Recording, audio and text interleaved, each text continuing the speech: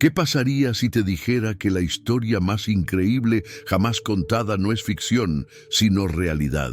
Imagínate, un carpintero de un pueblo despreciado que dividió la historia en dos. Transformó corazones de piedra en corazones de carne y convirtió a pescadores, analfabetos, en los hombres más valientes del planeta.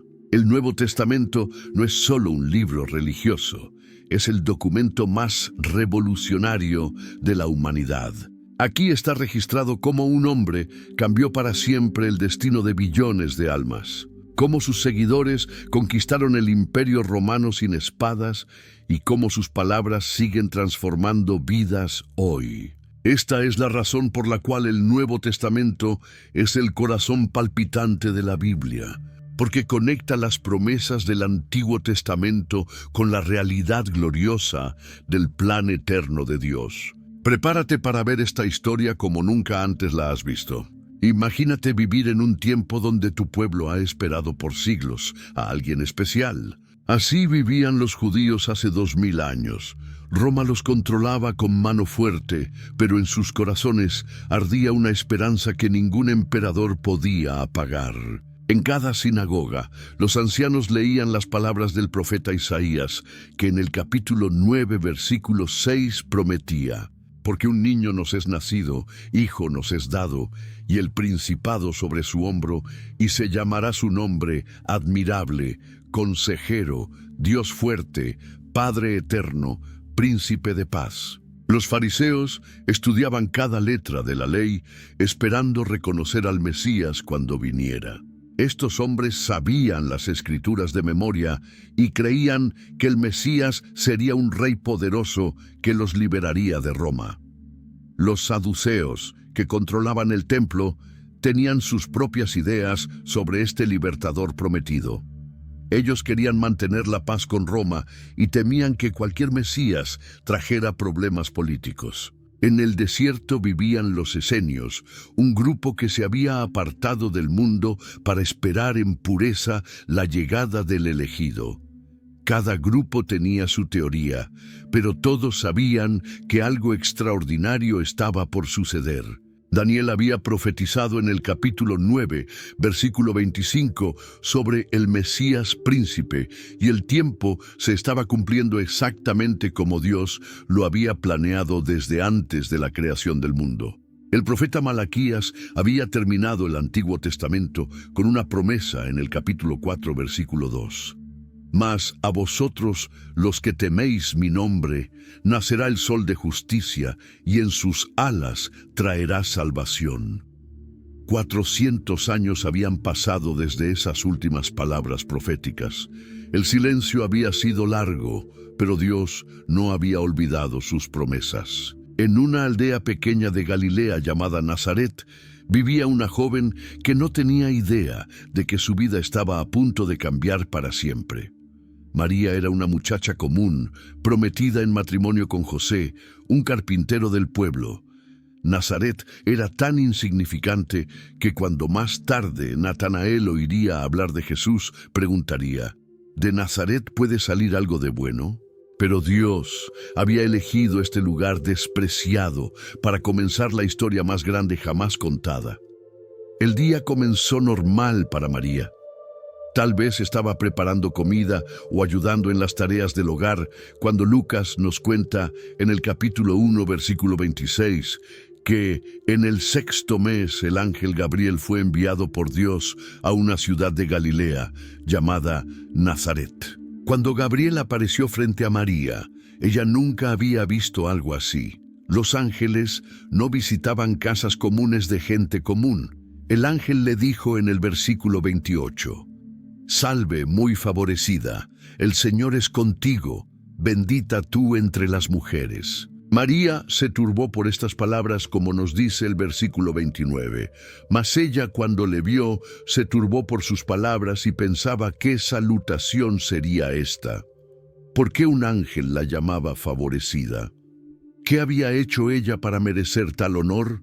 Gabriel continuó con noticias que parecían imposibles, diciéndole en el versículo 31, «Y ahora concebirás en tu vientre y darás a luz un hijo, y llamarás su nombre Jesús. El nombre Jesús significaba Yahvé salva. Este niño no sería ordinario, pues el versículo 32 decía: «Este será grande y será llamado Hijo del Altísimo, y el Señor Dios le dará el trono de David su padre». María, siendo virgen, preguntó lo obvio en el versículo 34: «¿Cómo será esto? Pues no conozco varón». La respuesta del ángel en el versículo 35 reveló el milagro más grande de todos los tiempos. El Espíritu Santo vendrá sobre ti, y el poder del Altísimo te cubrirá con su sombra, por lo cual también el santo ser que nacerá será llamado Hijo de Dios. María, con una fe extraordinaria, respondió en el versículo 38: «He aquí la sierva del Señor, hágase conmigo conforme a tu palabra». Mientras María esperaba el nacimiento de Jesús, el emperador César Augusto tomó una decisión que él creía era solo administrativa, sin imaginar que estaba siendo usado por Dios para cumplir una profecía antigua. Lucas nos cuenta en el capítulo 2, versículo 1: «Aconteció en aquellos días que se promulgó un edicto de parte de César Augusto para que todo el mundo fuese empadronado.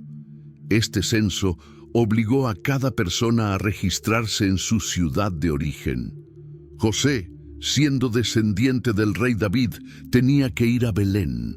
Lucas nos dice en el versículo 4: «Y José subió de Galilea, de la ciudad de Nazaret, a Judea, a la ciudad de David, que se llama Belén, por cuanto era de la casa y familia de David». Sin saberlo, César estaba cumpliendo la profecía de Miqueas, que en el capítulo 5, versículo 2, había escrito 700 años antes. «Pero tú, Belén Efrata, pequeña para estar entre las familias de Judá, de ti me saldrá el que será Señor en Israel». El viaje desde Nazaret hasta Belén era largo y difícil, especialmente para una mujer embarazada. Cuando llegaron a Belén, la ciudad estaba repleta de viajeros que habían venido por la misma razón. No había lugar donde quedarse. Cada posada estaba llena. Fue en esa noche cuando, según el versículo 6, se cumplieron los días de su alumbramiento. El versículo 7 nos cuenta el momento más tierno de la historia. «Y dio a luz a su hijo primogénito, y lo envolvió en pañales, y lo acostó en un pesebre, porque no había lugar para ellos en el mesón». El Rey del Universo nació en un establo, rodeado de animales, lejos del palacio que merecía, pero había testigos preparados para este momento. Lucas nos dice en el versículo 8: «Y había pastores en la misma región que velaban y guardaban las vigilias de la noche sobre su rebaño». Estos hombres humildes fueron los primeros en recibir las buenas noticias cuando un ángel del Señor se les presentó en el versículo 9, «Y la gloria del Señor los rodeó de resplandor, y tuvieron gran temor». El ángel les anunció en el versículo 11: «Que os ha nacido hoy en la ciudad de David un Salvador, que es Cristo el Señor». Después del nacimiento y los primeros años de la infancia, la Biblia guarda un silencio casi completo sobre la vida de Jesús, hasta que tenía 30 años. Solo tenemos un pequeño vistazo cuando tenía 12 años, durante una visita a Jerusalén. Lucas nos cuenta en el capítulo 2, versículo 41, que iban sus padres todos los años a Jerusalén en la fiesta de la Pascua. Era una tradición familiar que cumplían religiosamente. En esta ocasión particular, según el versículo 42, «Y cuando tuvo 12 años, subieron a Jerusalén conforme a la costumbre del día de la fiesta». Después de celebrar la Pascua, cuando era tiempo de regresar a casa, algo inesperado sucedió. El versículo 43 nos dice: «Al regresar ellos, acabada la fiesta, se quedó el niño Jesús en Jerusalén, sin que lo supiesen José y su madre». Durante 3 días angustiosos, José y María lo buscaron por todas partes. Finalmente, lo encontraron en el templo. Lucas registra la escena en el versículo 46. Y aconteció que 3 días después le hallaron en el templo, sentado en medio de los doctores de la ley, oyéndoles y preguntándoles.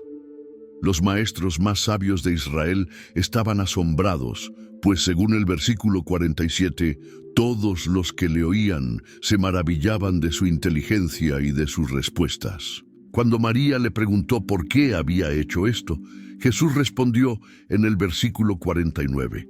¿No sabíais que en los negocios de mi Padre me es necesario estar? Pero después de este momento, según el versículo 51, descendió con ellos y vino a Nazaret y estaba sujeto a ellos. Durante los siguientes 18 años, Jesús vivió una vida aparentemente normal. Trabajaba con sus manos, como nos dice Marcos en el capítulo 6, versículo 3, donde las personas de su pueblo lo conocían como el carpintero hijo de María. Estos años no fueron tiempo perdido, sino preparación perfecta. Lucas añade en el versículo 52, y Jesús crecía en sabiduría y en estatura, y en gracia para con Dios y los hombres. Mientras Jesús vivía silenciosamente en Nazaret, en Nindosim, el desierto de Judea, apareció un hombre que iba a cambiar todo. Mateo nos presenta a Juan el Bautista en el capítulo 3, versículo 1. En aquellos días vino Juan el Bautista predicando en el desierto de Judea. Este no era un predicador común, que buscaba comodidad o fama. Juan había elegido el desierto, el lugar más difícil para vivir. Mateo nos describe su apariencia en el versículo 4. Y Juan estaba vestido de pelo de camello y tenía un cinto de cuero alrededor de sus lomos, y su comida era langostas y miel silvestre. Juan había elegido vivir de la forma más simple posible porque tenía una misión muy importante y no quería que nada lo distrajera. Su mensaje era directo y poderoso, como leemos en el versículo 2. Y diciendo, arrepentíos, porque el reino de los cielos se ha acercado. La palabra arrepentíos significaba cambiar completamente de dirección en la vida. No era solo sentir pena por los errores, sino decidir vivir de manera totalmente diferente. Las multitudes venían desde todas partes para escucharlo. El versículo 5 nos dice, y salía a él Jerusalén, y toda Judea, y toda la provincia de alrededor del Jordán, gente rica y pobre, educada e ignorante, todos sentían que sus palabras llegaban directo al corazón. El versículo 6 continúa, y eran bautizados por él en el Jordán, confesando sus pecados. Pero Juan nunca se creyó el personaje principal de la historia. Siempre les recordaba algo muy importante en el versículo 11. Yo a la verdad os bautizo en agua para arrepentimiento, pero el que viene tras mí, cuyo calzado yo no soy digno de llevar, es más poderoso que yo. Él os bautizará en Espíritu Santo y fuego. Juan sabía que él era solo el mensajero, no el mensaje. Su trabajo era preparar el camino, como había profetizado Isaías en el capítulo 40, versículo 3. Voz que clama en el desierto, preparad camino a Jehová, enderezad calzada en la soledad a nuestro Dios. Un día que cambiaría la historia para... Siempre Jesús caminó desde Galilea hasta el río Jordán, donde Juan estaba bautizando. El viaje era largo, pero Jesús tenía un propósito claro en mente. Cuando Juan lo vio venir, algo extraordinario sucedió. Juan el Bautista, el hombre más valiente de su tiempo, que no tenía miedo de enfrentar a reyes o fariseos, se sintió pequeño ante Jesús.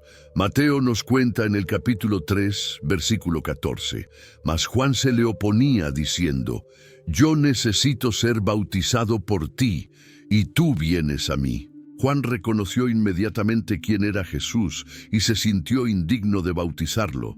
Sabía que el que estaba frente a él no tenía pecados que confesar, pero Jesús le explicó con paciencia en el versículo 15, deja ahora, porque así conviene que cumplamos toda justicia.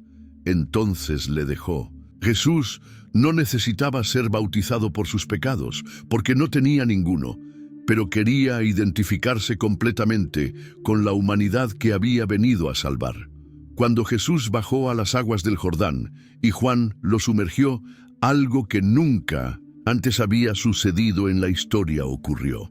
El versículo 16 nos dice: y Jesús, después que fue bautizado, subió luego del agua. Y he aquí los cielos le fueron abiertos, y vio al Espíritu de Dios que descendía como paloma y venía sobre él.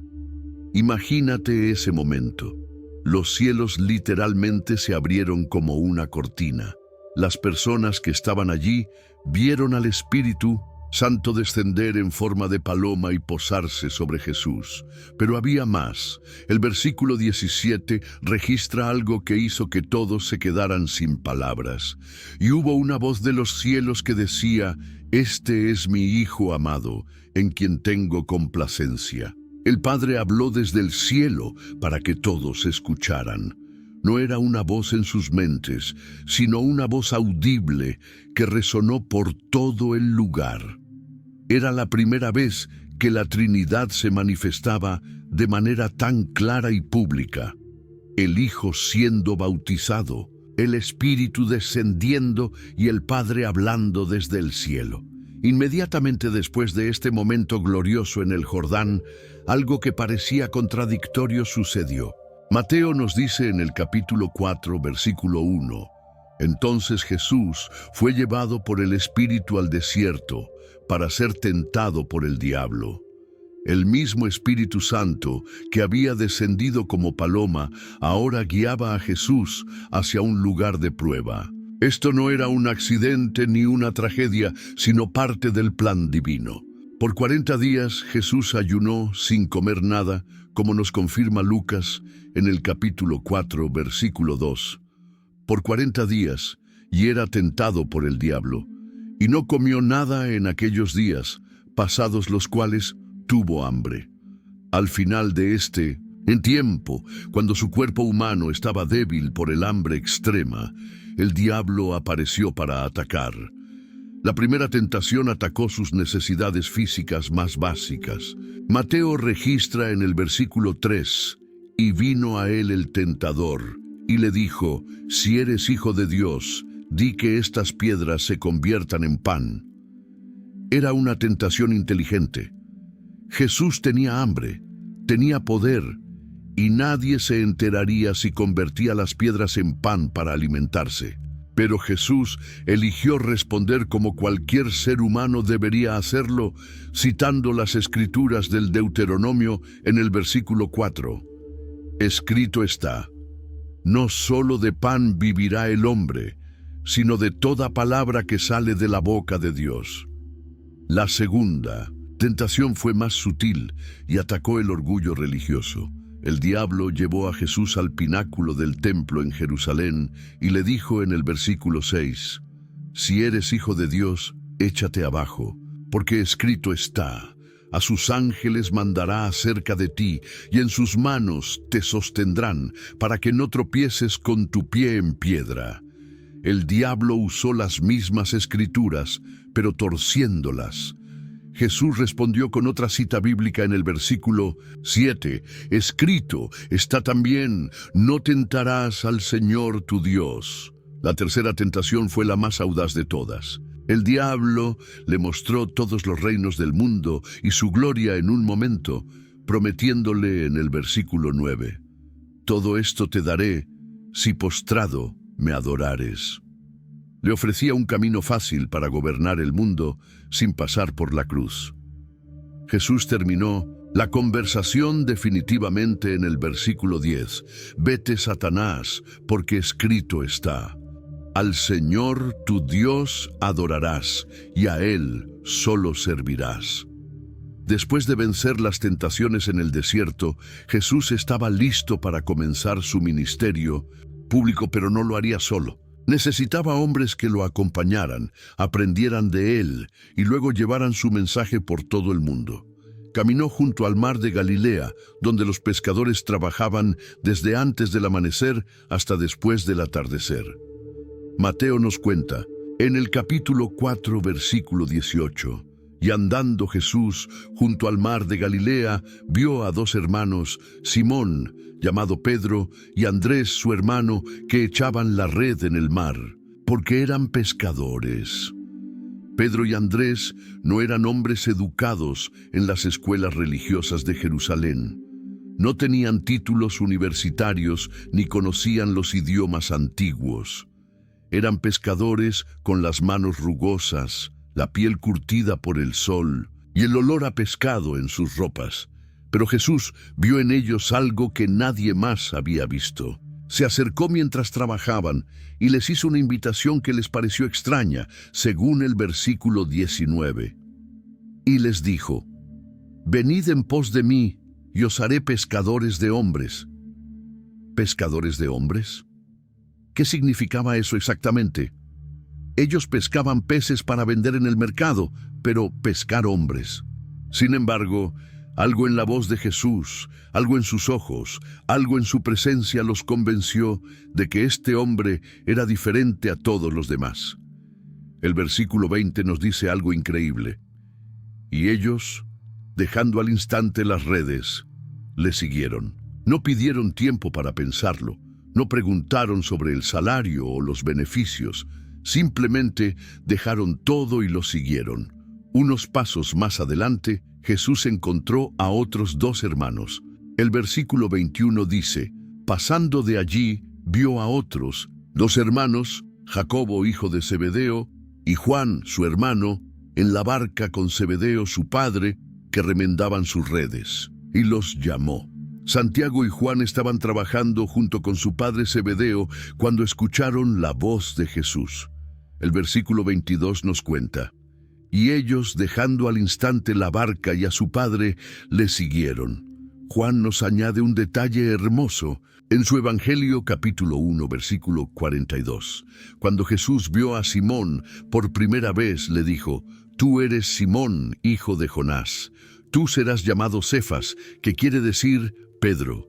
Jesús ya sabía quiénes llegarían a ser estos hombres comunes. Pedro, cuyo nombre significa piedra, sería el líder valiente de la iglesia primitiva. 3 días después del llamado de los primeros discípulos, algo maravilloso sucedió en un pueblito llamado Caná. Juan nos cuenta en el capítulo 2, versículo 1. Al tercer día se hicieron unas bodas en Caná de Galilea y estaba allí la madre de Jesús. Las bodas judías eran celebraciones enormes que duraban toda una semana. Toda la familia y los amigos del pueblo venían a festejar con los novios. Era la fiesta más importante en la vida de una pareja. Jesús y sus discípulos también fueron invitados, como leemos en el versículo 2, y fueron también invitados a las bodas Jesús y sus discípulos. Todo iba bien hasta que pasó algo terrible que podía arruinar completamente la celebración. El versículo 3 nos dice, y faltando el vino, la madre de Jesús le dijo, «No tienen vino». En esa cultura, quedarse sin vino en una boda era más que vergonzoso. Era un insulto grave para los invitados. La familia del novio sería humillada para siempre. María sabía que su hijo podía hacer algo, aunque él nunca había hecho un milagro público antes.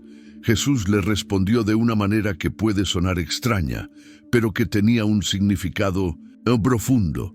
En el versículo 4 le dijo, «¿Qué tienes conmigo, mujer? Aún no ha venido mi hora». Jesús no estaba siendo irrespetuoso con su madre. La palabra mujer era una forma respetuosa de dirigirse a ella. Lo que Jesús estaba diciendo era que había llegado el momento de comenzar su ministerio público, aunque su hora final aún no había llegado. María entendió perfectamente lo que esto significaba. Ella le dijo a los sirvientes en el versículo 5, «Haced todo lo que os dijere». Había 6 tinajas de piedra cerca del lugar, como nos describe el versículo 6. Y estaban allí 6 tinajas de piedra para agua, conforme al rito de la purificación de los judíos, en cada una de las cuales cabían 2 o 3 cántaros. Jesús les dijo a los sirvientes en el versículo 7, «Llenad estas tinajas de agua», y las llenaron hasta arriba. Luego les dio una orden extraña en el versículo 8, «Sacad ahora y llevadlo al maestresala», y se lo llevaron. Los sirvientes obedecieron sin entender qué pasaba. Cuando el maestresala probó el agua que se había convertido en vino, según el versículo 10, le dijo al esposo, «Todo hombre sirve primero el buen vino, y cuando ya han bebido mucho, entonces el inferior. Mas tú has reservado el buen vino hasta ahora». Era el mejor vino de toda la fiesta. Juan termina este relato en el versículo 11. Este principio de señales hizo Jesús en Caná de Galilea y manifestó su gloria. Y sus discípulos creyeron en él. Después del milagro en Caná, Jesús viajó a Jerusalén para la fiesta de la Pascua. El templo debería haber sido el lugar más santo del mundo, donde las personas venían a adorar al Dios verdadero. Pero cuando Jesús llegó, se encontró con una escena que lo llenó de indignación santa. Juan nos describe lo que Jesús vio en el capítulo 2, versículo 14. «Y halló en el templo a los que vendían bueyes, ovejas y palomas, y a los cambistas allí sentados». El patio del templo parecía más un mercado que un lugar de oración. Los comerciantes gritaban precios, los animales hacían ruido y el olor era terrible. Los cambistas estafaban a las personas que venían de tierras lejanas, cobrándoles tasas exageradas para cambiar su dinero por las monedas que el templo aceptaba. Lo que vino después sorprendió a todos. El versículo 15 nos cuenta, «Y haciendo un azote de cuerdas, echó fuera del templo a todos, y las ovejas y los bueyes, y esparció las monedas de los cambistas, y volcó las mesas». Jesús, el manso Cordero de Dios, se llenó de una ira justa que nadie había visto antes. No golpeó a ninguna persona, pero sí usó el látigo para sacar a los animales. Las mesas de los cambistas volaron por los aires y las monedas rodaron por el suelo haciendo ruido. A los vendedores de palomas les dijo en el versículo 16, «Quitad de aquí esto, y no hagáis de la casa de mi padre casa de mercado». Jesús llamó al templo la casa de mi Padre, reclamando su autoridad divina sobre ese lugar santo. Los discípulos se acordaron inmediatamente del Salmo 69, versículo 9, como Juan registra en el versículo 17. Entonces se acordaron sus discípulos que está escrito, «El celo de tu casa me consume». Los líderes religiosos estaban furiosos. Se acercaron a Jesús demandando una explicación en el versículo 18. ¿Qué señal nos muestras ya que haces esto? Querían una prueba de que tenía autoridad para hacer lo que había hecho.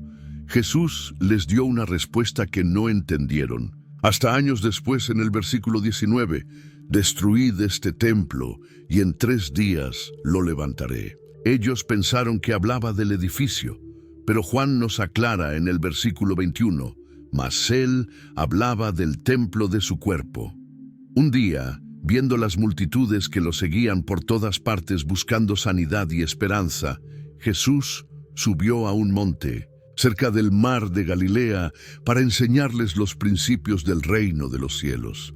Mateo nos cuenta en el capítulo 5, versículo 1, «Viendo la multitud, subió al monte, y sentándose, vinieron a él sus discípulos». Era la costumbre de los maestros judíos sentarse cuando iban a dar una enseñanza importante. El versículo 2 dice, «Y abriendo su boca les enseñaba, diciendo». Lo que salió de los labios de Jesús ese día cambió para siempre la manera de entender cómo debe vivir un seguidor de Dios. Comenzó con las bienaventuranzas, palabras que sonaron revolucionarias para quienes las escucharon. En el versículo 3 declaró, «Bienaventurados los pobres en espíritu, porque de ellos es el reino de los cielos». En el mundo de ese tiempo, los ricos y poderosos eran considerados bendecidos por Dios, pero Jesús volteó esa idea completamente. Continuó en el versículo 4, Bienaventurados los que lloran, porque ellos recibirán consolación. En el versículo 5, bienaventurados los mansos, porque ellos recibirán la tierra por heredad. Cada bienaventuranza contradecía lo que el mundo pensaba sobre quiénes eran verdaderamente benditos. Luego Jesús enseñó sobre la oración, dándoles el modelo perfecto que conocemos como el Padre Nuestro. En el capítulo 6, versículo 9, les dijo: Vosotros pues oraréis así: Padre nuestro que estás en los cielos, santificado sea tu nombre. Era la primera vez que alguien enseñaba a llamar a Dios Padre de manera tan personal e íntima. El versículo 10 continúa: Venga tu reino, hágase tu voluntad como en el cielo, así también en la tierra. Jesús estaba enseñándoles a orar por la venida de su reino a la tierra. En el versículo 11, el pan nuestro de cada día, dánoslo hoy. Les enseñó a depender de Dios para las necesidades diarias. El versículo 12, y perdónanos nuestras deudas, como también nosotros perdonamos a nuestros deudores. El perdón era esencial en el reino de Dios, pero la enseñanza más revolucionaria de todas vino en el capítulo 5, versículo 44. Pero yo os digo, amad a vuestros enemigos, bendecid a los que os maldicen, haced bien a los que os aborrecen, y orad por los que os ultrajan y os persiguen.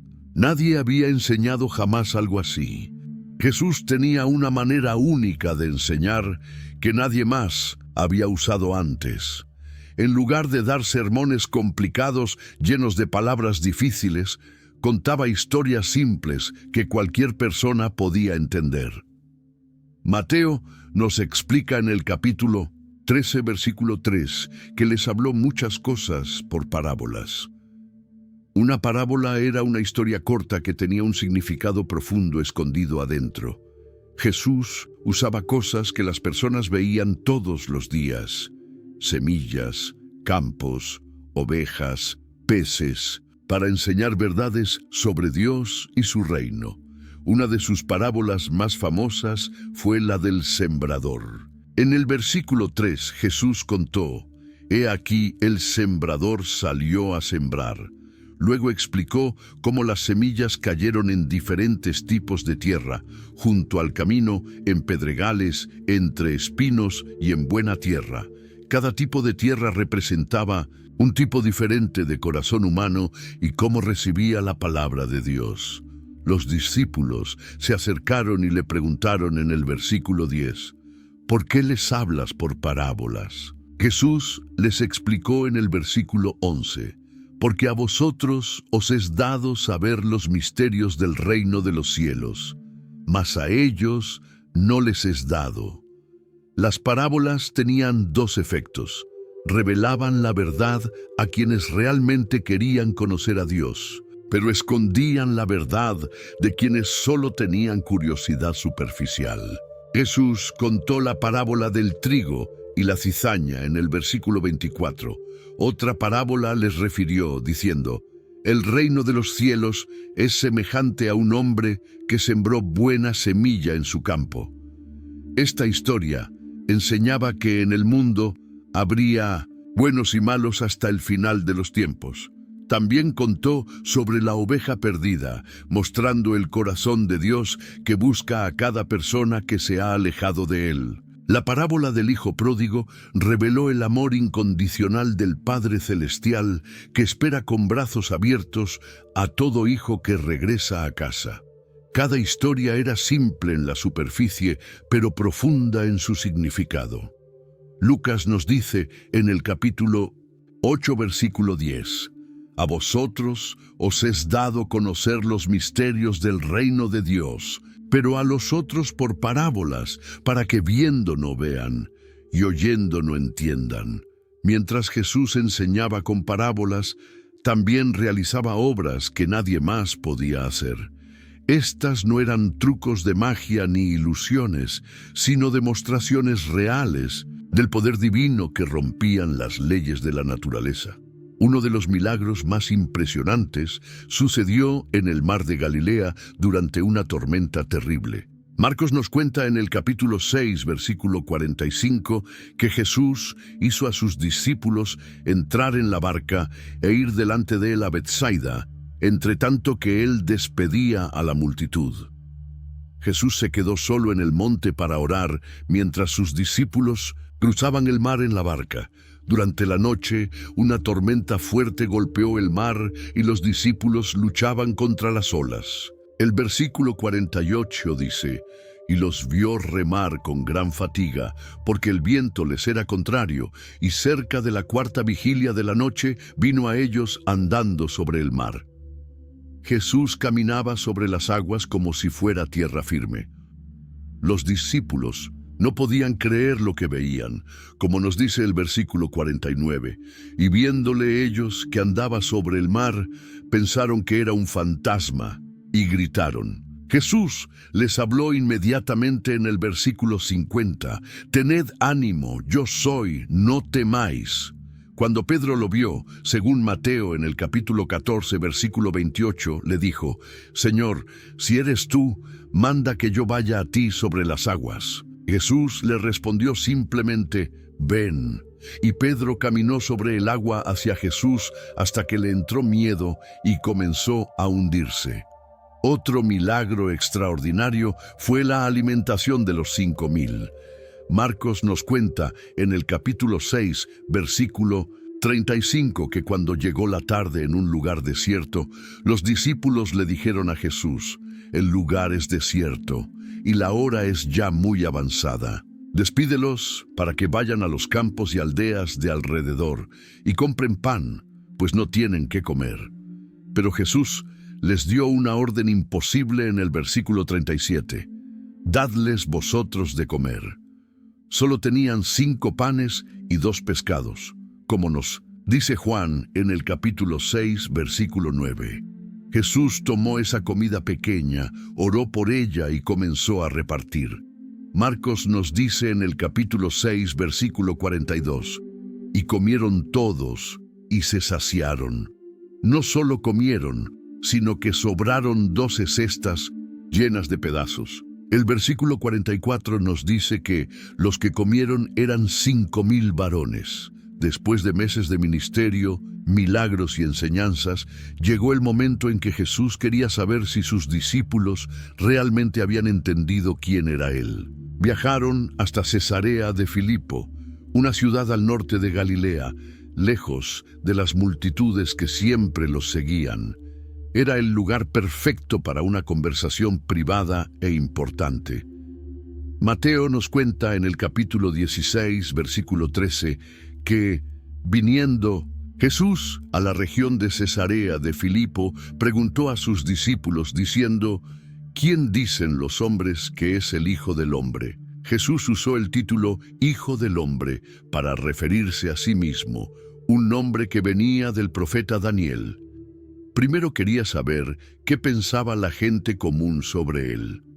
Los discípulos respondieron en el versículo 14, y ellos dijeron: unos, Juan el Bautista, otros, Elías, y otros, Jeremías, o alguno de los profetas. La gente reconocía que Jesús era especial, pero no habían llegado a la verdad completa. Algunos pensaban que era Juan el Bautista que había resucitado. Otros creían que era el profeta Elías que había regresado del cielo. Algunos decían que era Jeremías u otro de los profetas antiguos. Todas eran ideas importantes, pero ninguna era correcta. Entonces Jesús hizo la pregunta más importante de todas en el versículo 15. ¿Y vosotros, quién decís que soy? Era el momento de la verdad. Todo el tiempo que habían pasado juntos, todos los milagros que habían visto, todas las enseñanzas que habían escuchado, llevaban a esta pregunta fundamental. Pedro, quien siempre hablaba primero, respondió con palabras que cambiarían la historia en el versículo 16. Respondiendo Simón Pedro, dijo: «Tú eres el Cristo, el Hijo del Dios viviente». Pedro no solo dijo que Jesús era el Mesías prometido, Cristo, sino que era el Hijo del Dios viviente. Era una declaración de fe absoluta en la divinidad de Jesús. Jesús se llenó de gozo por esta respuesta y le dijo a Pedro en el versículo 17, «Bienaventurado eres, Simón, hijo de Jonás, porque no te lo reveló carne ni sangre, sino mi Padre que está en los cielos». Esta confesión no había venido de la mente humana de Pedro, sino que Dios mismo se la había revelado. Luego, Jesús hizo una promesa poderosa en el versículo 18, «Y yo también te digo que tú eres Pedro, y sobre esta roca edificaré mi iglesia, y las puertas del Hades no prevalecerán contra ella». 6 días después de la confesión en Cesarea de Filipo, Jesús tomó a sus 3 discípulos más cercanos para mostrarles algo que nunca olvidarían. Mateo nos cuenta en el capítulo 17, versículo 1. 6 días después, Jesús tomó a Pedro, a Jacobo y a Juan su hermano, y los llevó aparte a un monte alto. Pedro, Santiago y Juan habían estado con Jesús desde el principio y habían visto muchos milagros, pero nada los había preparado para lo que estaba a punto de suceder. Mientras subían el monte, probablemente pensaban que Jesús quería orar en privado, algo que hacía frecuentemente. Pero cuando llegaron a la cima, algo extraordinario comenzó a ocurrir con Jesús. El versículo 2 nos describe la escena increíble. «Y se transfiguró delante de ellos, y resplandeció su rostro como el sol, y sus vestidos se hicieron blancos como la luz». La palabra transfiguró significa que cambió completamente de forma. El rostro de Jesús brillaba como el sol del mediodía, y su ropa se volvió más blanca que cualquier cosa que existiera en la tierra. Era como si su humanidad se hubiera vuelto transparente y su divinidad estuviera brillando a través de ella, pero había más sorpresas esperándolos. El versículo 3 continúa, «Y he aquí les aparecieron Moisés y Elías hablando con él». Moisés había muerto 1500 años antes, y Elías había sido llevado al cielo en un carro de fuego 800 años atrás. Ahora estaban allí, vivos y reales, conversando con Jesús. Lucas nos dice en el capítulo 9, versículo 31, que hablaban de su partida, que iba Jesús a cumplir en Jerusalén. Estaban discutiendo la muerte y resurrección que Jesús sufriría pronto. Pedro, abrumado por lo que veía, dijo en Mateo 17, versículo 4, «Señor, bueno es para nosotros que estemos aquí. Si quieres, hagamos aquí 3 enramadas, una para ti, otra para Moisés y otra para Elías». Pedro quería que ese momento durara para siempre. Mientras Pedro hablaba, según el versículo 5, una nube de luz los cubrió.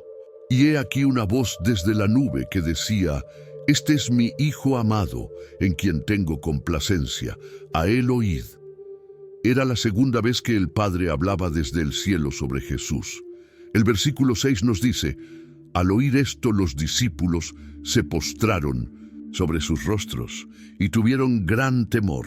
El resplandor era tan intenso y la presencia de Dios tan real que no pudieron mantenerse en pie. 3 años después de comenzar su ministerio público, había llegado el momento que Jesús sabía que vendría desde el principio. Era tiempo de ir a Jerusalén para la última Pascua de su vida terrenal, pero no entraría a la ciudad de manera normal. Lucas nos cuenta en el capítulo 19, versículo 28, que dicho esto, iba delante subiendo a Jerusalén. Cuando se acercaron a la ciudad, Jesús se detuvo en Betfagé y Betania, cerca del monte de los Olivos. Allí les dio una orden específica a 2 de sus discípulos en el versículo 30. «Id a la aldea de enfrente, y al entrar en ella hallaréis un pollino atado, en el cual ningún hombre ha montado jamás. Desatadlo y traedlo». Era una petición extraña. ¿Por qué necesitaba Jesús un pollino joven que nunca había sido montado?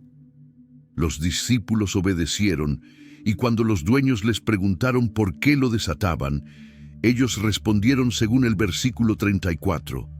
El Señor lo necesita. Era exactamente lo que Jesús les había dicho que pasaría. Cuando trajeron el pollino a Jesús, según el versículo 35, lo trajeron a Jesús, y habiendo echado sus mantos sobre el pollino, subieron a Jesús encima. No era la imagen que nadie esperaba de un rey. Los reyes montaban caballos de guerra, no pollinos jóvenes, pero Jesús estaba cumpliendo la profecía exacta de Zacarías, capítulo 9, versículo 9. Alégrate mucho, hija de Sión, da voces de júbilo, hija de Jerusalén. He aquí tu rey vendrá a ti, justo y salvador, humilde, y cabalgando sobre un asno, sobre un pollino, hijo de asna. Cuando comenzó a bajar del monte de los Olivos hacia Jerusalén, algo increíble comenzó a suceder. Lucas nos cuenta en el versículo 37, y cuando llegaron cerca de la bajada del monte de los Olivos, toda la multitud de los discípulos, gozándose, comenzó a alabar a Dios a gran voz por todas las maravillas que habían visto. La multitud que había visto sus milagros durante 3 años no pudo contenerse. Comenzaron a gritar alabanzas y a extender sus mantos en el camino como si fuera una alfombra real. Mateo añade en el capítulo 21, versículo 8, y la multitud, que era muy numerosa, tendía sus mantos en el camino, y otros cortaban ramas de los árboles y las tendían en el camino. El versículo 9 registra sus gritos. Y la gente que iba delante y la que iba detrás aclamaba, diciendo, Hosana al Hijo de David, bendito el que viene en el nombre del Señor, Hosana en las alturas. Hosana significaba, sálvanos ahora. Estaban reconociendo públicamente a Jesús como el Mesías, el hijo del rey David. Era jueves por la tarde y había llegado el momento que Jesús esperaba desde el principio de su ministerio. Juan nos cuenta en el capítulo 13, versículo 1. Antes de la fiesta de la Pascua, sabiendo Jesús que su hora había llegado para que pasase de este mundo al Padre, como había amado a los suyos que estaban en el mundo, los amó hasta el fin. Jesús sabía exactamente lo que pasaría en las próximas horas, pero quería pasar una última noche especial con sus discípulos. Había preparado todo con cuidado, enviando a Pedro y Juan para buscar el aposento alto donde celebrarían la Pascua. Lucas nos dice en el capítulo 22, versículo 14, cuando era la hora, se sentó a la mesa y con él los apóstoles. Era una cena familiar y tranquila, pero Jesús tenía el corazón pesado. Les dijo en el versículo 15, «¿Cuánto es deseado comer con vosotros esta Pascua antes que padezca?» Durante la cena, Jesús hizo algo que nunca había hecho antes. Juan nos cuenta en el capítulo 13, versículo 4. Se levantó de la cena y se quitó su manto, y tomando una toalla, se la ciñó. Los discípulos lo miraron confundidos. ¿Qué estaba haciendo el maestro? El versículo 5 continúa. Luego puso agua en un lebrillo y comenzó a lavar los pies de los discípulos y a enjugarlos con la toalla con que estaba ceñido. Lavar los pies era el trabajo de los esclavos más bajos. Pedro no podía creer lo que veía y protestó en el versículo 8. «No me lavarás los pies jamás». Pero Jesús le explicó en el mismo versículo, «Si no te lavare, no tendrás parte conmigo». Después de lavar sus pies, Jesús tomó el pan de la Pascua. Mateo registra en el capítulo 26, versículo 26, «Y mientras comían, tomó Jesús el pan, y bendijo, y lo partió, y dio a sus discípulos, y dijo, Tomad, comed, esto es mi cuerpo».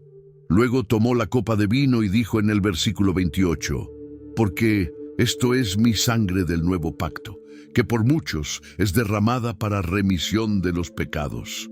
Jesús estaba instituyendo algo completamente nuevo. Ya no sería necesario sacrificar corderos en el templo, porque Él mismo se convertiría en el Cordero perfecto. Durante esa cena también reveló algo doloroso. Juan nos cuenta en el capítulo 13, versículo 21.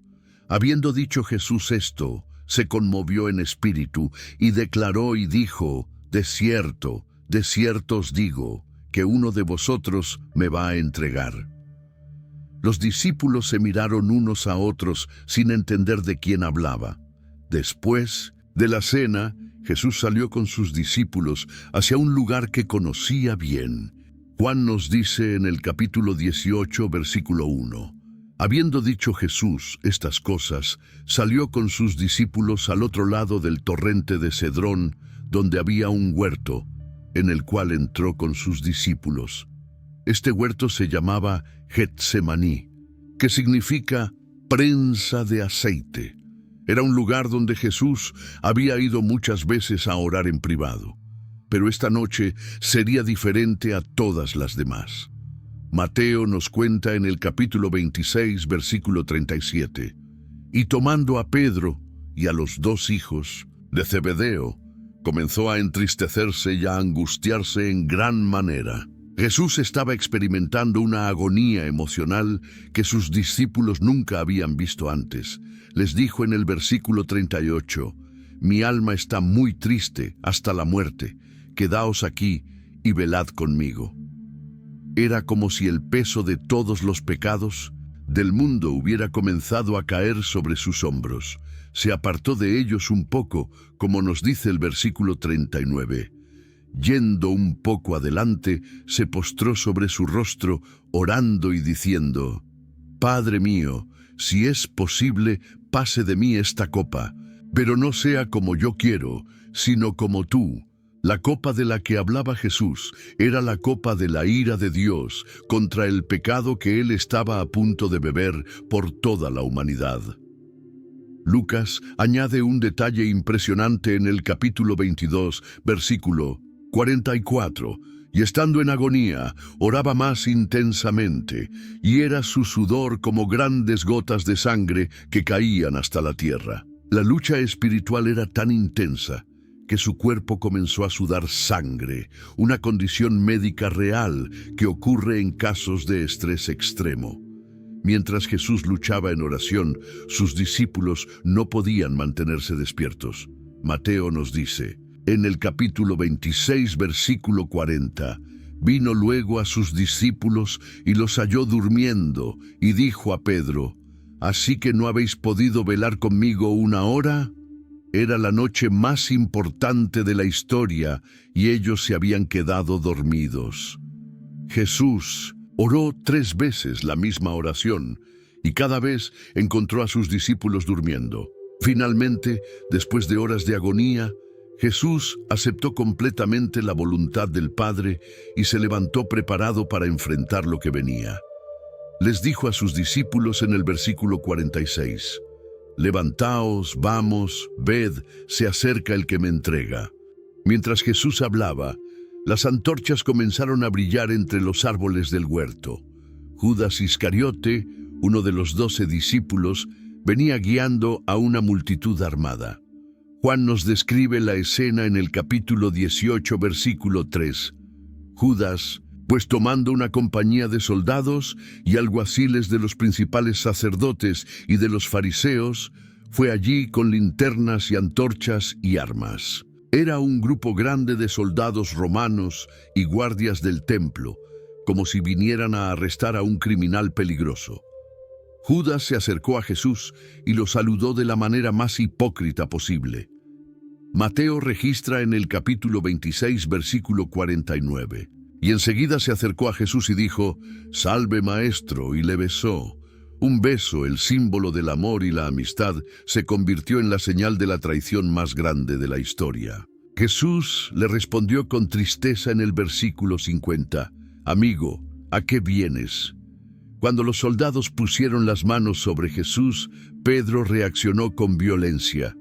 Juan nos cuenta en el capítulo 18, versículo 10. Entonces Simón Pedro, que tenía una espada, la desenvainó e hirió al siervo del sumo sacerdote y le cortó la oreja derecha. Y el siervo se llamaba Malco. Pedro estaba dispuesto a pelear hasta la muerte por su maestro, pero Jesús le dijo en el versículo 11, «Mete tu espada en la vaina, la copa que el Padre me ha dado, ¿no la he de beber?». Lucas añade en el capítulo 22, versículo 51, que tocando su oreja le sanó. Incluso en el momento de su arresto, Jesús siguió sanando y mostrando amor.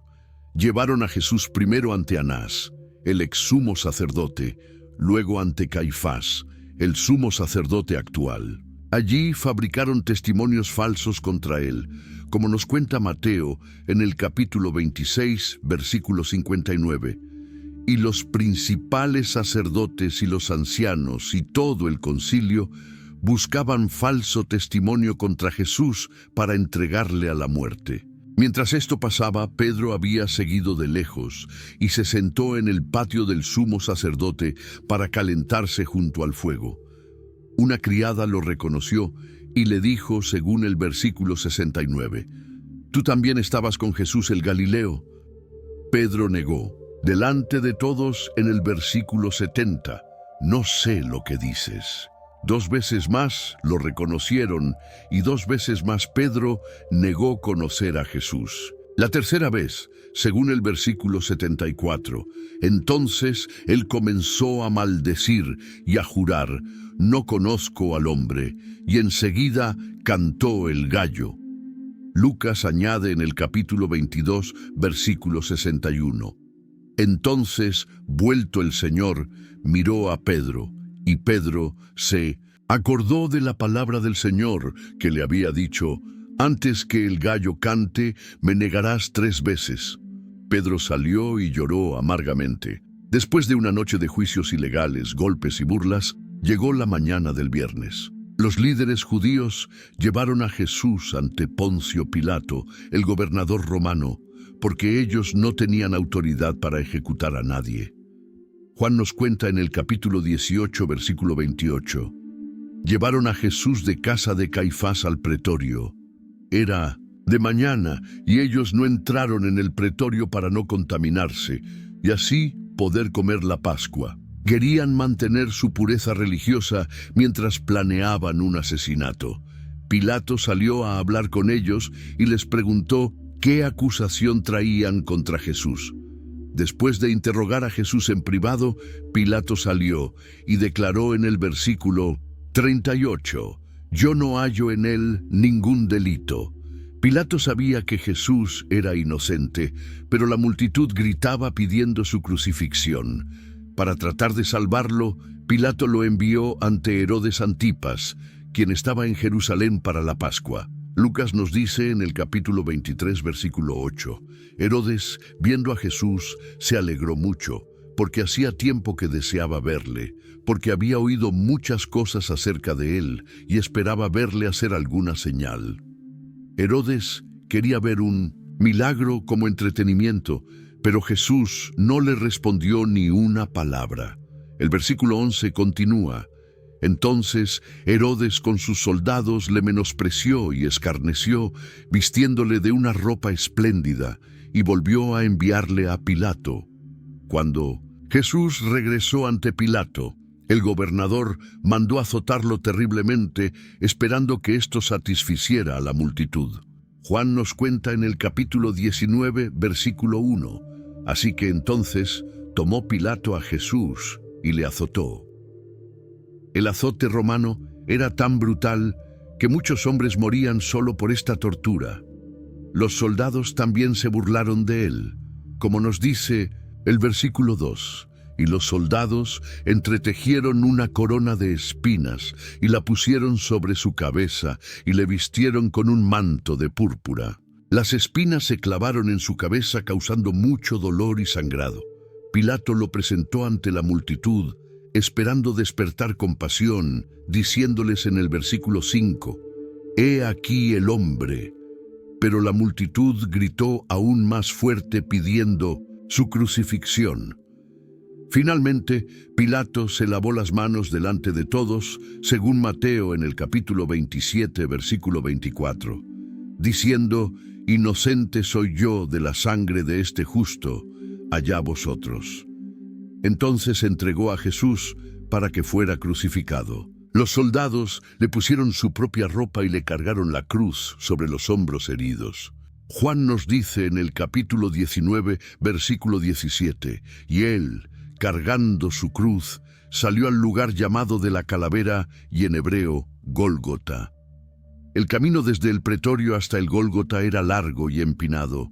Jesús, debilitado por la pérdida de sangre y las torturas, caminaba lentamente cargando el madero pesado. Las calles de Jerusalén se llenaron de gente que venía para la Pascua. Algunos lloraban al verlo pasar, otros se burlaban. En algún punto del camino, los soldados se dieron cuenta de que Jesús no podía continuar. Marcos nos cuenta en el capítulo 15, versículo 21, «Y obligaron a uno que pasaba, Simón de Cirene, padre de Alejandro y de Rufo, que venía del campo, a que le llevase la cruz». Simón no tenía opción. Los soldados romanos lo obligaron a cargar la cruz de Jesús.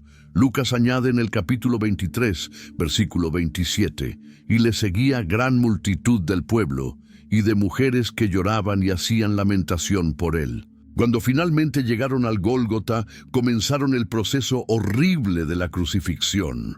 Marcos nos dice en el capítulo 15, versículo 24, «Cuando le hubieron crucificado, repartieron entre sí sus vestidos, echando suertes sobre ellos para ver qué se llevaría cada uno».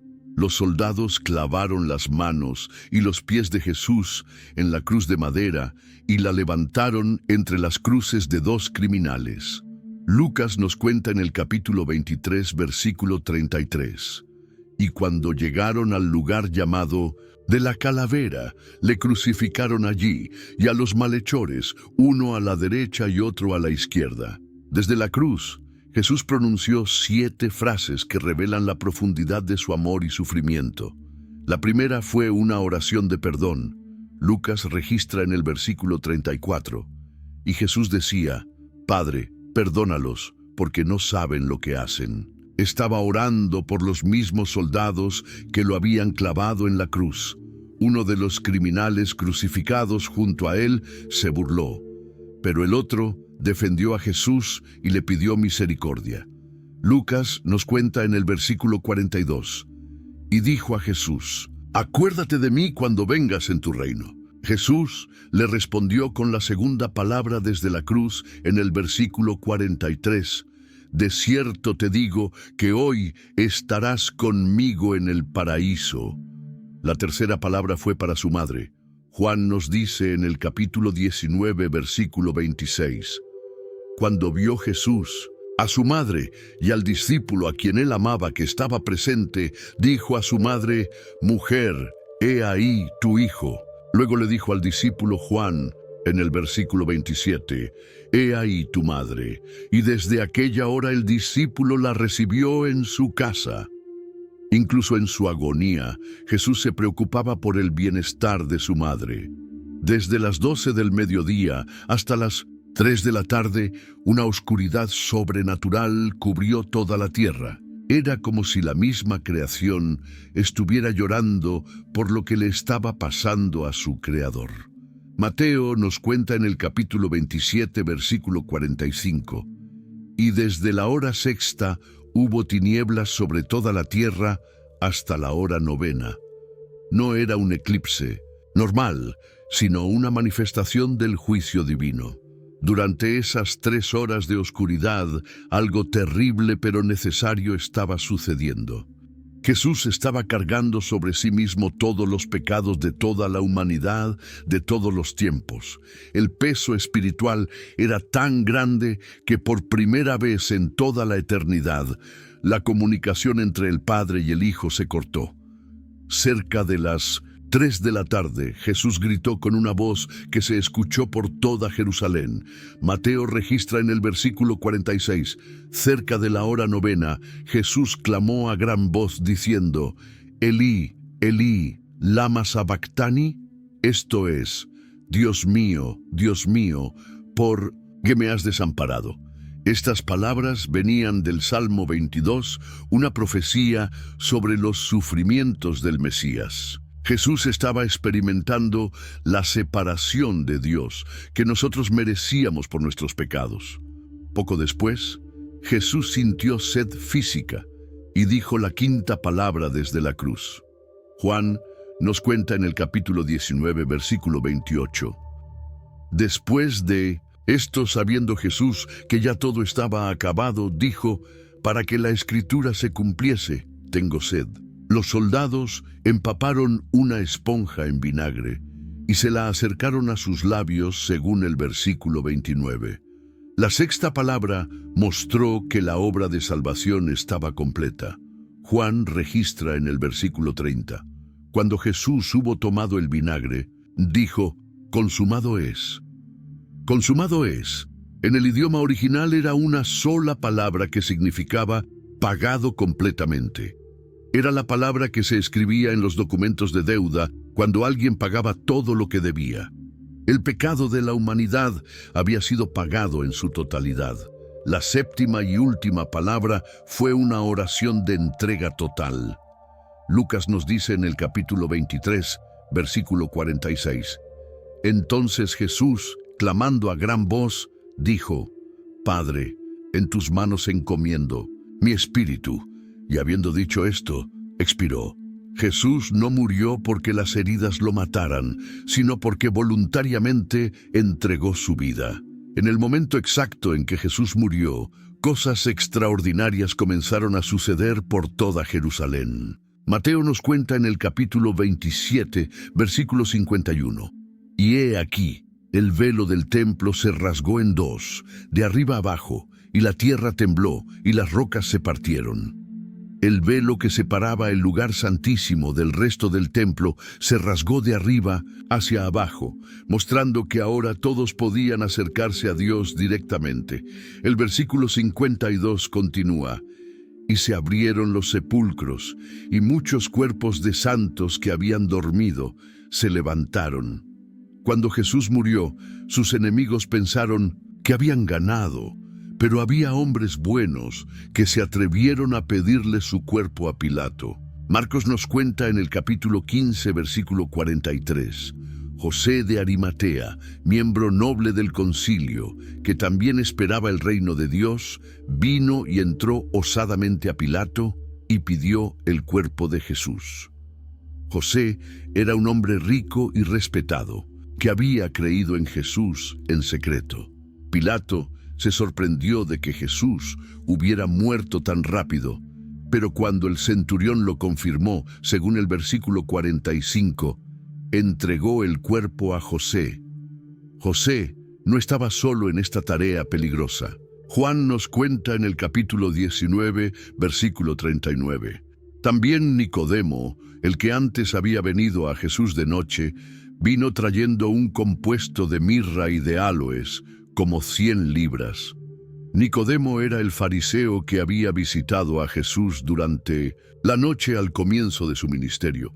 Había traído una cantidad enorme de especias aromáticas suficientes para el entierro de un rey. Juntos, estos dos hombres valientes trabajaron rápidamente porque el sábado judío estaba por comenzar y no podían trabajar durante el día santo. Juan continúa en el versículo 40. Tomaron, pues, el cuerpo de Jesús y lo envolvieron en lienzos con especias aromáticas, según es costumbre sepultar entre los judíos. Lo llevaron a un sepulcro nuevo que José había preparado para sí mismo. El versículo 41 dice, y en el lugar donde había sido crucificado había un huerto, y en el huerto un sepulcro nuevo, en el cual aún no había sido puesto ninguno.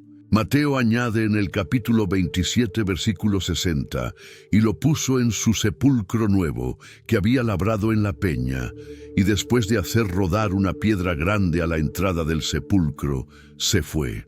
Pero los líderes religiosos no estaban tranquilos. Se acordaron de que Jesús había dicho que resucitaría al tercer día y temían que sus discípulos robaran el cuerpo para fingir una resurrección. Fueron ante Pilato según el versículo 62.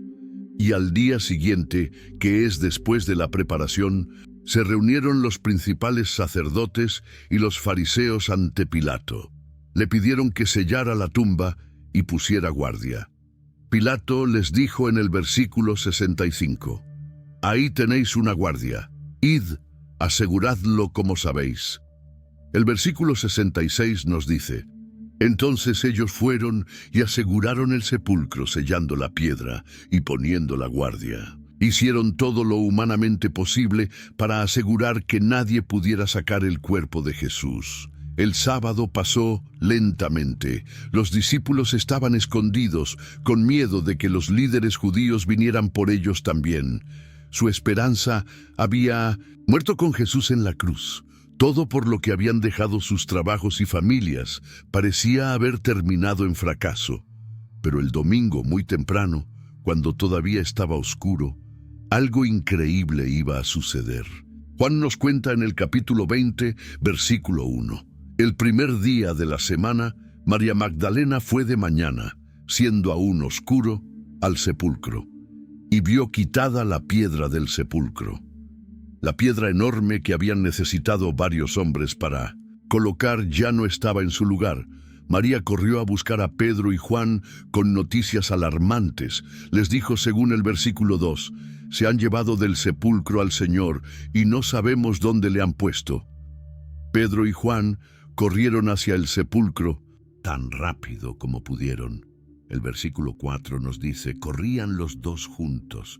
Pero el otro discípulo corrió más aprisa que Pedro y llegó primero al sepulcro. Juan llegó primero pero no entró. Cuando Pedro llegó, según el versículo 6, entró en el sepulcro y vio los lienzos puestos allí. Los lienzos estaban perfectamente doblados, como si el cuerpo de Jesús hubiera simplemente pasado a través de ellos. Juan entró después y el versículo 8 nos dice, vio y creyó. Mientras Pedro y Juan regresaron a sus casas tratando de entender lo que había pasado, María se quedó llorando junto al sepulcro. Juan continúa en el versículo 11, pero María estaba fuera llorando junto al sepulcro. Y mientras lloraba, se inclinó para mirar dentro del sepulcro. Dentro vio algo asombroso en el versículo 12, y vio a dos ángeles con vestiduras blancas que estaban sentados el uno a la cabecera y el otro a los pies, donde el cuerpo de Jesús había sido puesto. Los ángeles le preguntaron por qué lloraba, y ella les explicó que se habían llevado a su Señor. Cuando se volteó, vio a un hombre que pensó era el jardinero. Este hombre le preguntó en el versículo 15, «Mujer, ¿por qué lloras? ¿Quién buscas?» María le respondió pensando que era el cuidador del huerto. Pero entonces el hombre pronunció su nombre de una manera que ella reconoció inmediatamente. El versículo 16 registra el momento más hermoso. Jesús le dijo, «María». Volviéndose ella, le dijo, «Raboni», que quiere decir maestro. Era Jesús, vivo, real, de pie frente a ella. La muerte había sido vencida para siempre. Después de resucitar de los muertos, Jesús no subió inmediatamente al cielo. Tenía trabajo importante que hacer con sus discípulos antes de irse. Hechos nos cuenta en el capítulo 1, versículo 3, a quienes también, después de haber padecido, se presentó vivo con muchas pruebas indubitables, apareciéndoseles durante 40 días y hablándoles acerca del reino de Dios. Durante estos 40 días, Jesús se apareció a diferentes grupos de personas en diferentes lugares. Primero, se había aparecido a María Magdalena en el huerto, luego a las otras mujeres que venían al sepulcro. También se apareció a dos discípulos que caminaban hacia Emaús, quienes no lo reconocieron hasta que partió el pan con ellos. Una noche, Mientras los 11 discípulos estaban reunidos a puertas cerradas por miedo a los judíos, Jesús apareció en medio de ellos. Juan nos cuenta en el capítulo 20, versículo 19. Cuando llegó la noche de aquel mismo día, el primer día de la semana, estando las puertas cerradas en el lugar donde los discípulos estaban reunidos por miedo de los judíos, vino Jesús, y puesto en medio, les dijo: «Paz a vosotros». Los discípulos se asustaron pensando que era un fantasma, pero Jesús les mostró sus manos y sus pies con las marcas de los clavos. También comió delante de ellos para probar que tenía un cuerpo real. Tomás no estaba presente esa noche, y cuando los otros le contaron que habían visto al Señor, él respondió en el versículo 25: «Si no viere en sus manos la señal de los clavos, y metiere mi dedo en el lugar de los clavos, y metiere mi mano en su costado, no creeré».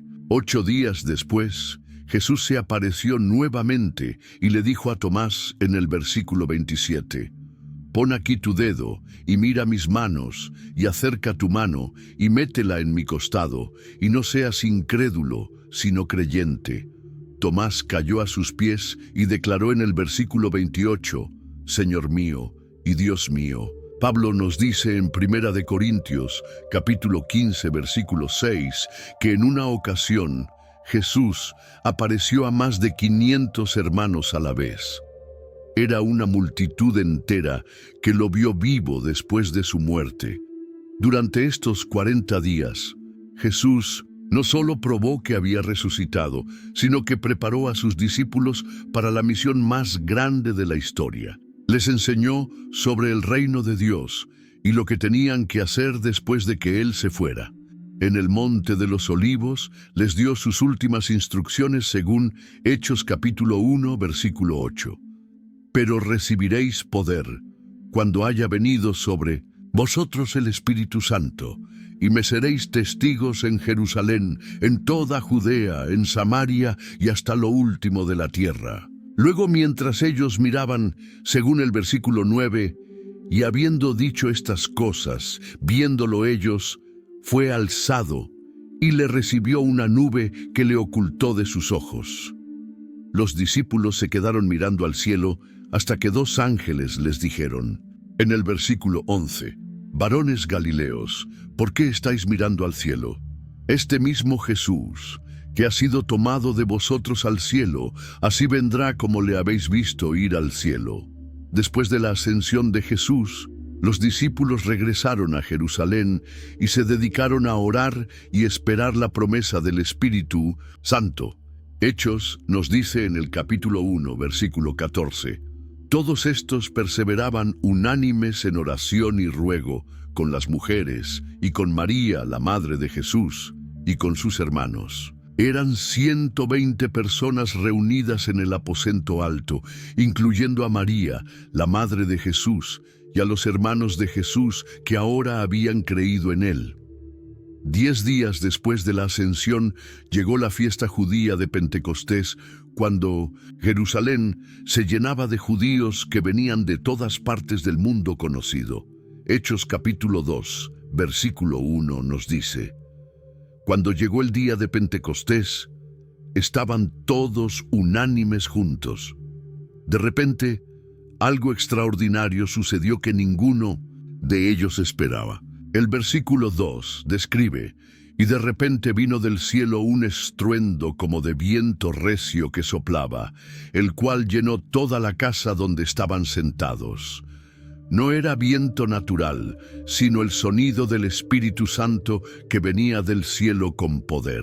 Luego vieron algo que jamás habían imaginado en el versículo 3, y se les aparecieron lenguas repartidas, como de fuego, asentándose sobre cada uno de ellos. Pequeñas llamas se posaron sobre la cabeza de cada persona en la habitación.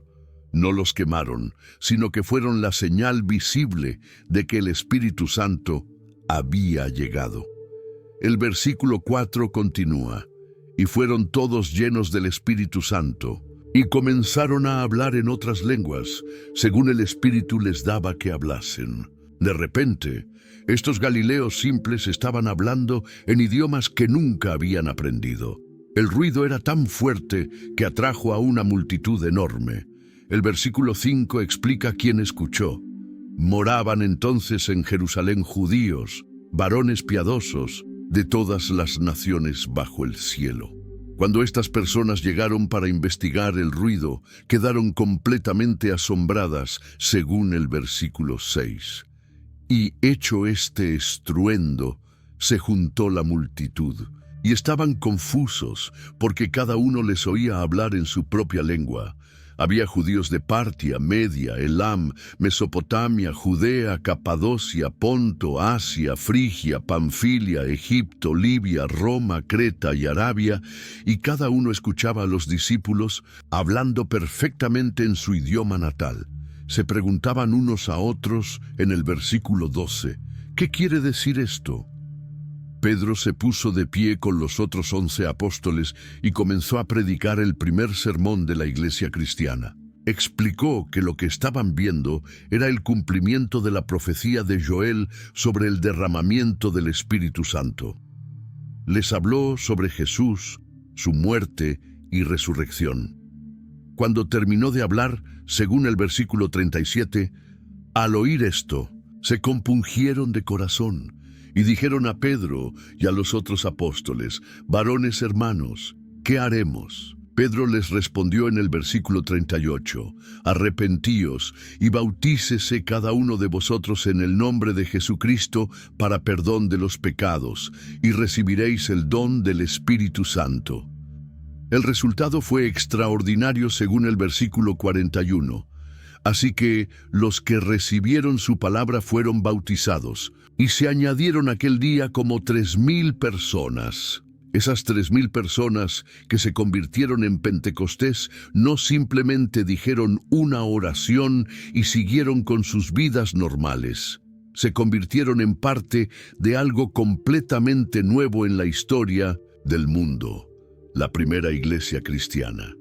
Hechos nos describe cómo vivían estos primeros creyentes en el capítulo 2, versículo 42.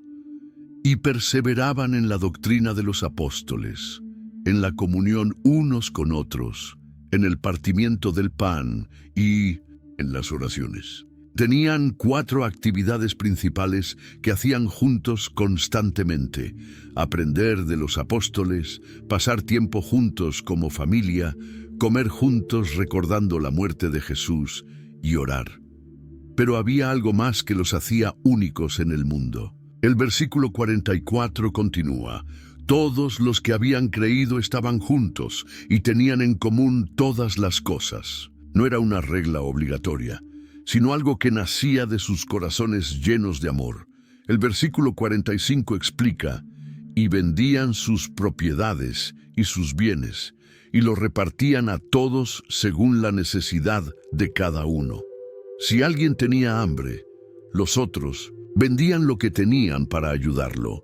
Si una familia no tenía casa, otros abrían las puertas de sus hogares. Era una comunidad donde nadie pasaba necesidad porque todos se cuidaban mutuamente. Su manera de vivir era tan diferente que la gente no podía dejar de notar. El versículo 46 dice: y perseverando unánimes cada día en el templo y partiendo el pan en las casas, comían juntos con alegría y sencillez de corazón. Iban juntos al templo para orar y adorar, pero también se reunían en las casas para comer y celebrar.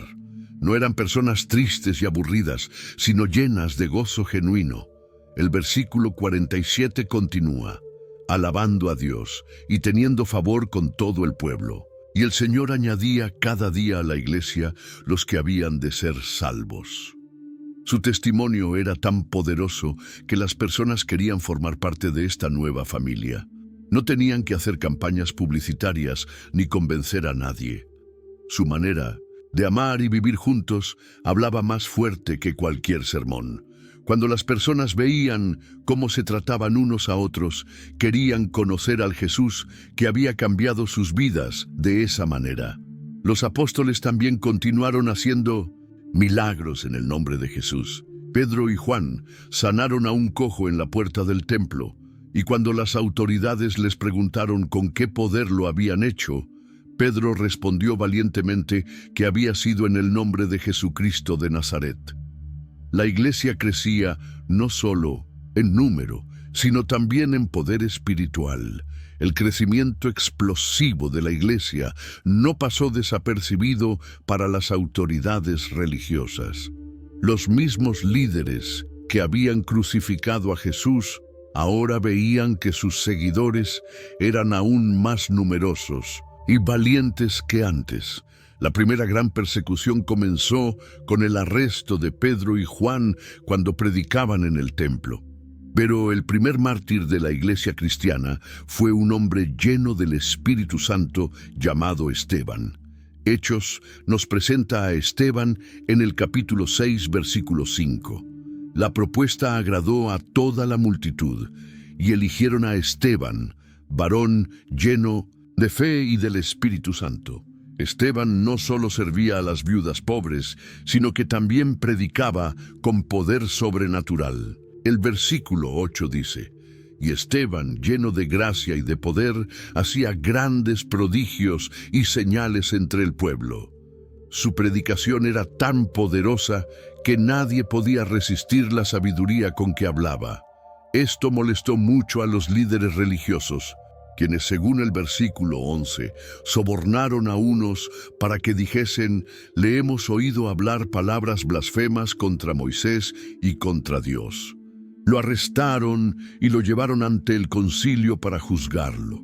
Esteban aprovechó la oportunidad para predicarles un sermón largo sobre la historia de Israel, mostrando cómo siempre habían rechazado a los profetas que Dios les enviaba.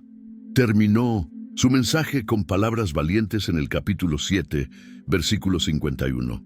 Duros de cerviz e incircuncisos de corazón y de oídos, vosotros resistís siempre al Espíritu Santo, como vuestros padres, así también vosotros. Los líderes se llenaron de ira, pero Esteban tuvo una visión gloriosa según el versículo 55. Pero Esteban, lleno del Espíritu Santo, puestos los ojos en el cielo, vio la gloria de Dios y a Jesús que estaba a la diestra de Dios. Les gritó lo que estaba viendo en el versículo 56. He aquí, veo los cielos abiertos y al Hijo del Hombre que está a la diestra de Dios. Esto fue demasiado para ellos. El versículo 57 dice: entonces ellos, dando grandes voces, se taparon los oídos y arremetieron a una contra él. Lo sacaron de la ciudad y comenzaron a apedrearlo hasta matarlo. Mientras las piedras golpeaban su cuerpo, Esteban oró como había visto hacer a Jesús en la cruz, según el versículo 59, e invocaban a Esteban mientras apedreaban diciendo: Señor Jesús, recibe mi espíritu. Su última oración fue de perdón en el versículo 60, y puesto de rodillas, clamó a gran voz: Señor, no les tomes en cuenta este pecado. Y habiendo dicho esto, durmió. Había un joven llamado Saulo que cuidaba las ropas de los que mataban a Esteban. Este mismo Saulo se convertiría después en el apóstol Pablo. La persecución se hizo más intensa después de la muerte de Esteban. Hechos nos dice en el capítulo 8, versículo 1: y Saulo consentía en su muerte. En aquel día hubo una gran persecución contra la iglesia que estaba en Jerusalén, y todos fueron esparcidos por las tierras de Judea y de Samaria, salvo los apóstoles. Entre todos los perseguidores de los cristianos no había nadie más peligroso que Saulo de Tarso. Era un fariseo educado, celoso de las tradiciones judías y convencido de que los seguidores de Jesús eran una secta peligrosa que había que eliminar. Hechos nos dice en el capítulo 8, versículo 3, y Saulo asolaba la iglesia y entrando casa por casa, arrastraba a hombres y a mujeres y los entregaba en la cárcel. No se conformaba con arrestar solo a los hombres, sino que también metía en la cárcel a las mujeres cristianas. Su fama como perseguidor se extendió por todas partes. En el capítulo 9, versículo 1, Lucas nos dice: Saulo, respirando aún amenazas y muerte contra los discípulos del Señor, vino al sumo sacerdote. Saulo estaba lleno de rabia contra los cristianos y quería extender su persecución más allá de Jerusalén. El versículo 2 continúa: y le pidió cartas para las sinagogas de Damasco, a fin de que si hallase algunos hombres o mujeres de este camino, los trajese presos a Jerusalén. Los cristianos eran conocidos como los seguidores del camino, porque Jesús había dicho que Él era el camino, la verdad y la vida. Saulo viajó hacia Damasco con autorización oficial para arrestar a cualquier cristiano que encontrara, pero cuando estaba cerca de la ciudad, algo que cambiaría la historia para siempre le sucedió. El versículo 3 nos cuenta: mas yendo por el camino, aconteció que al llegar cerca de Damasco, repentinamente le rodeó un resplandor de luz del cielo. Era el mediodía y el sol brillaba fuerte, pero esta luz era más brillante que el sol. Saulo cayó al suelo cegado por el resplandor. Luego escuchó una voz que le hablaba en arameo, su idioma natal. La voz le preguntó en el versículo 4: Saulo, Saulo, ¿por qué me persigues? Saulo, temblando y confundido, preguntó en el versículo 5: ¿quién eres, Señor? La respuesta lo dejó sin palabras: yo soy Jesús, a quien tú persigues. Dura cosa te es dar coces contra el aguijón. El mismo Jesús, que había muerto en la cruz, estaba vivo y hablando con él. Saulo entendió en ese momento que había estado peleando contra Dios mismo.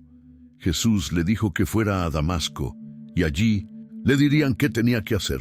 Los hombres que viajaban con Saulo, según el versículo 7, se pararon atónitos, oyendo a la verdad la voz, mas sin ver a nadie.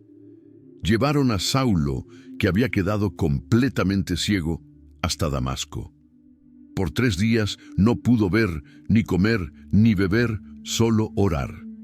Después de su conversión, Saulo se convirtió en Pablo y comenzó a predicar el Evangelio con la misma pasión con que antes había perseguido a los cristianos.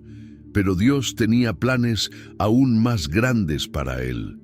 En Antioquía, donde los discípulos fueron llamados cristianos, por primera vez el Espíritu Santo habló a los líderes de la iglesia. Hechos nos cuenta en el capítulo 13, versículo 2: ministrando estos al Señor y ayunando, dijo el Espíritu Santo: apartadme a Bernabé y a Saulo para la obra a que los he llamado. Era el llamado divino al primer viaje misionero de Pablo. Junto con Bernabé, Pablo navegó hacia Chipre y luego viajó por las montañas de Asia Menor, visitando ciudades como Antioquía de Pisidia, Iconio, Listra y Derbe. En cada lugar, Pablo entraba primero en la sinagoga judía para predicar sobre Jesús. Cuando los judíos rechazaban el mensaje, él se volvía a los gentiles. En Listra sucedió algo increíble. Pablo sanó a un hombre que había sido cojo desde su nacimiento, y la multitud pagana gritó en el versículo 11: dioses bajo la semejanza de hombres han descendido a nosotros. Querían ofrecerles sacrificios, pero Pablo y Bernabé se lo impidieron, predicándoles sobre el Dios verdadero. El segundo viaje misionero llevó a Pablo aún más lejos. Cruzó a Europa por primera vez, cuando tuvo una visión de un hombre macedonio que le decía, según el capítulo 16, versículo 9, «Pasa a Macedonia y ayúdanos». En Filipos, Pablo y Silas fueron arrestados y golpeados por echar fuera un demonio de una muchacha. Los metieron en la cárcel con los pies en el cepo, pero a medianoche, según el versículo 25, cantaban himnos a Dios y los presos los oían. De repente hubo un gran terremoto que abrió todas las puertas de la cárcel. El carcelero, pensando que todos habían escapado, estaba a punto de matarse cuando Pablo le gritó que todos estaban allí. El carcelero se convirtió esa misma noche con toda su familia. En Atenas, Pablo predicó en el Areópago ante los filósofos más sabios de Grecia, hablándoles sobre el Dios desconocido que ellos adoraban sin conocer. En Corinto, pasó 1 año y medio estableciendo una iglesia fuerte en una ciudad llena de inmoralidad.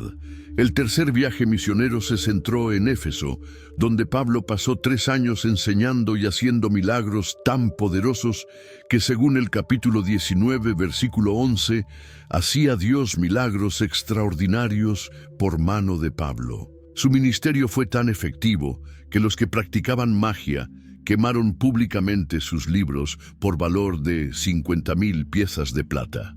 Mientras Pablo y Bernabé plantaban iglesias entre los gentiles, surgió una pregunta muy importante que necesitaba ser resuelta. ¿Tenían que volverse judíos primero para ser cristianos? Algunos hombres que bajaron de Judea a Antioquía comenzaron a enseñar algo que preocupó mucho a Pablo. Hechos nos dice en el capítulo 15, versículo 1. Entonces, algunos que venían de Judea enseñaban a los hermanos: si no os circuncidáis conforme al rito de Moisés, no podéis ser salvos. Esta enseñanza contradecía completamente lo que Pablo había estado predicando a los gentiles. Pablo y Bernabé tuvieron una discusión grande con estos hombres, como nos dice el versículo 2. Como Pablo y Bernabé tuviesen una discusión y contienda no pequeña con ellos, se dispuso que subiesen Pablo y Bernabé a Jerusalén, a los apóstoles y a los ancianos, para tratar esta cuestión. Era necesario resolver este tema de una vez por todas. Cuando llegaron a Jerusalén, se reunieron con los apóstoles y ancianos para discutir el asunto. Había fariseos convertidos que insistían en el versículo 5. Es necesario circuncidarlos y mandarles que guarden la ley de Moisés. Después de mucha discusión, Pedro se levantó y recordó su experiencia con Cornelio, el centurión romano que había recibido el Espíritu Santo sin circuncidarse. Pedro declaró en el versículo 11: Antes creemos que por la gracia del Señor Jesús seremos salvos, de igual modo que ellos. Pablo y Bernabé contaron todos los milagros que Dios había hecho entre los gentiles durante sus viajes misioneros. Finalmente, Santiago, el hermano de Jesús y líder de la iglesia en Jerusalén, dio su veredicto en el versículo 19. Por lo cual, yo juzgo que no se inquiete a los gentiles que se convierten a Dios.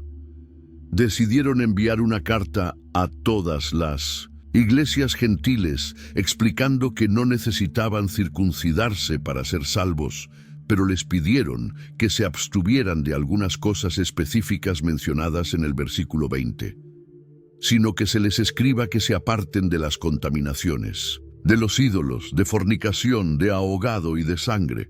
Esta decisión abrió las puertas del Evangelio completamente al mundo no judío.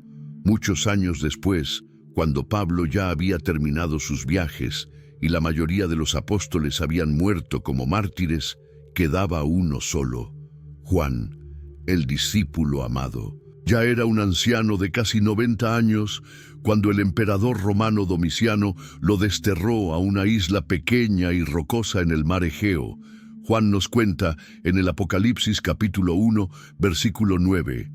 Yo, Juan, vuestro hermano y copartícipe vuestro en la tribulación, en el reino y en la paciencia de Jesucristo, estaba en la isla llamada Patmos, por causa de la palabra de Dios y el testimonio de Jesucristo. Patmos era una isla prisión donde Roma enviaba a los criminales políticos. Juan estaba allí porque se había negado a dejar de predicar sobre Jesús. Un domingo, mientras oraba y adoraba solo en esa isla desierta, algo extraordinario sucedió. El versículo 10 nos dice: Yo estaba en el Espíritu en el día del Señor, y oí detrás de mí una gran voz como de trompeta.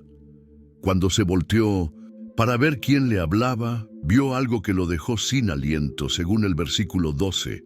y me volví para ver la voz que hablaba conmigo, y vuelto vi 7 candeleros de oro. En medio de los candeleros había alguien que reconoció inmediatamente, pero que se veía muy diferente de como lo había conocido 60 años atrás. El versículo 13 describe: y en medio de los 7 candeleros a uno semejante al Hijo del Hombre, vestido de una ropa que llegaba hasta los pies y ceñido por el pecho con un cinto de oro. Era Jesús, pero no como el carpintero humilde de Mindocento, Nazaret, sino como el Rey glorioso del universo. El versículo 14 continúa la descripción. Su cabeza y sus cabellos eran blancos como blanca lana, como nieve, sus ojos como llama de fuego. El versículo 15 añade: y sus pies semejantes al bronce bruñido, refulgente como en un horno, y su voz como estruendo de muchas aguas. Juan cayó como muerto ante esta visión gloriosa, pero Jesús puso su mano sobre él y le dijo en el versículo 17: no temas, yo soy el primero y el último. Jesús le ordenó que escribiera las cosas que vería en el versículo 19.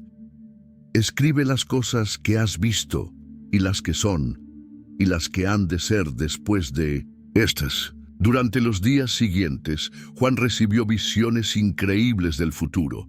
Vio el trono de Dios rodeado de 24 ancianos y 4 seres vivientes que no cesaban de adorar día y noche. Vio los juicios que vendrían sobre la tierra durante la gran tribulación. Contempló la segunda venida de Cristo montado en un caballo blanco para establecer su reino de justicia. Al final del libro, Jesús le hizo una promesa en el capítulo 22, versículo 20: ciertamente vengo en breve. Y Juan respondió por toda la iglesia en el mismo versículo: amén, sí, ven, Señor Jesús. Si esta historia tocó tu corazón como ha tocado el mío, no la guardes para ti solo. Dale me gusta a este video, suscríbete al canal para más historias bíblicas que transforman vidas y compártelo con esa persona que necesita conocer el amor de Jesús. Juntos podemos llevar esta historia de esperanza a cada rincón del mundo, tal como lo hicieron los primeros cristianos hace 2000 años. En los comentarios, cuéntame cuál fue el momento de esta historia que más te impactó. Nos vemos en el próximo video, donde seguiremos descubriendo las maravillas de la palabra de Dios.